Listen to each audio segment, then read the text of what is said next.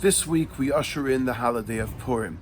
Purim is classically surrounded and is thematically bound by the concept of happiness, joyous occasions, festivities. Revach v'hatzalah ya'amod laYehudim.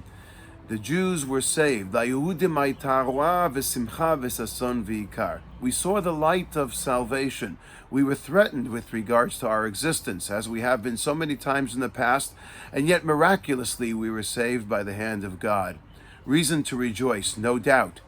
But what we don't understand as well, or sometimes perhaps what we forget, and one of the reasons why we wear the costumes and we hide ourselves behind the mask on Purim, is there's another theme that presents itself consistently throughout the Megillat Esther, throughout the Megillah that we read twice on Purim itself, Megillah that we study.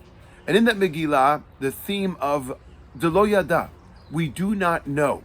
How many times does the Megillah emphasize the concept of Hipil Pur Hu HaGoral Lehumam Ule'ovdam? Haman HaRasha goes ahead and decides that he's going to test the fate of the Jewish people, set a date in which they're going to be destroyed, and no one knows what's going to be. In fact, no one knew about the agreement that he had with Achashverosh.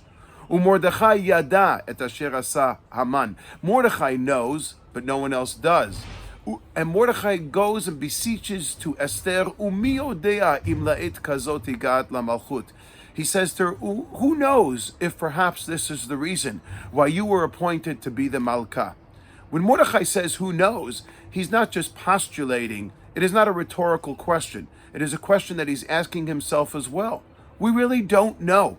We don't know why this entire story is unfolding. We don't know why the Jewish fate, the fate of the Jewish people is being threatened.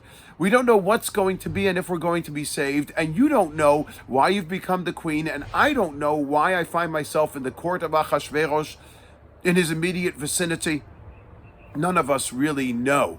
And so the concept of drinking on Purim also is Ad lo yada ben arur Haman le Baruch Mordechai. We're supposed to get to a state of we don't know. We cannot tell the difference. What's the point of all that?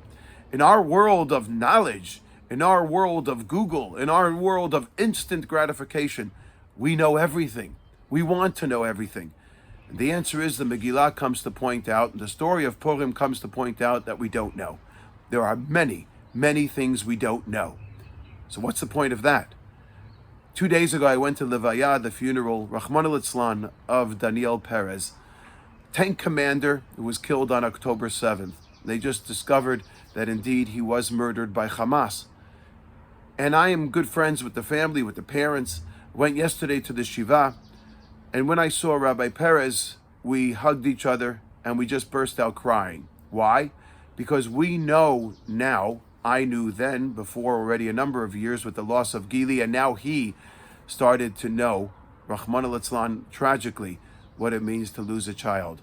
We became brothers as members of the same unfortunate and sad club. And he hugged me and he said to me, I don't know.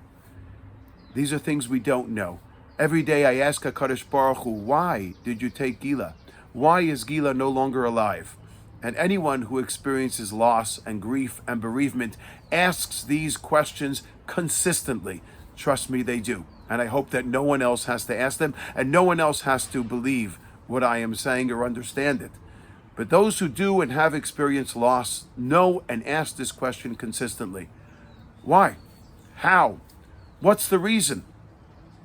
And they never get the answer. I never get the answer. Ad delo yada. Umi odea. What will we know?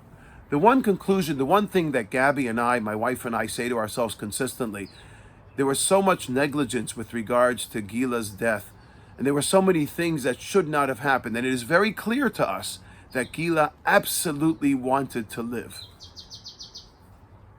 But we say the one reason why she was taken from us is it must have been predestined by God. Ultimately, Hashem must have wanted it to happen for a reason. Umi odea im la'et kazot higat lamalchut. Who knows why she was taken from us?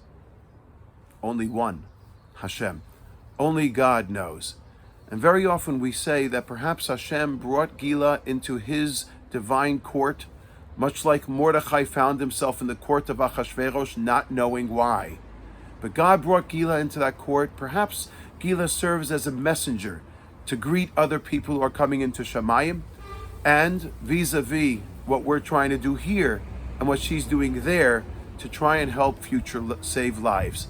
Help save lives, bring awareness to other people who are experiencing hardships similar to what she experienced, so that no other family should ever experience loss like we did, or like the Perezes, or like others. So what's the point of umiyodea? What's the point of ad lo yada? What's the point of expressing, I don't know, why? We'll never know.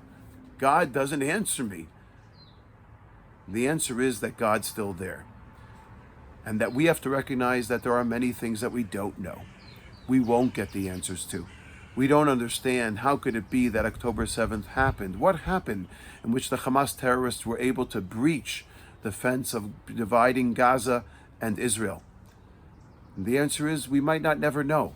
But what we do know is that Revach v'Hatzalah ya'amod laYehudim. We will be saved. We will experience salvation. Because we do know in the one thing that is constant. There is Hashem, HaKadosh Baruch Hu, God is with us. Hashem's name is never mentioned in Megillat Esther. Why? Because we don't know. But what we do know is that He, capital H, is hidden behind the scenes. And He, capital H, will always be with us. I don't agree with Kubler-Ross, who says that one of the stages of grief is questioning one's faith. I'm not sure about that. Maybe there's anger, maybe there's frustration. I was never angry at God, not because I'm a righteous person. I just never experienced it. I also never really experienced a lapse of faith.